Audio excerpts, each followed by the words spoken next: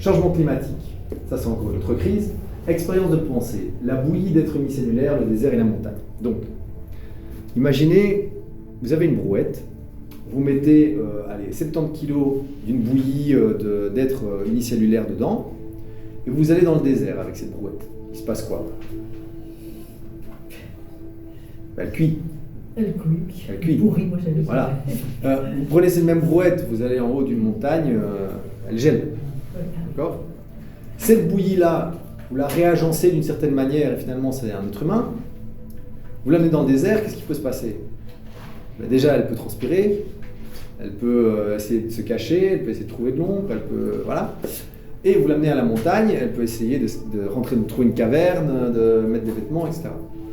Et donc, c'est juste pour dire que, finalement,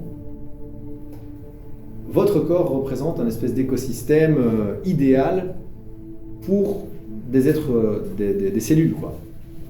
Mais parce qu'elles ont formé un organisme global, collectif, harmonisé. D'accord? Donc, impossible de maintenir une température idéale pour cette bouillie d'êtres unicellulaires dans la brouette tant qu'elle est dans son état de séparation, on va dire. Elle n'a aucun mécanisme pour réguler cette température, pour se protéger, en fait, pour créer une espèce de barrière ou de rempart qui crée un climat idéal pour les cellules comme votre corps.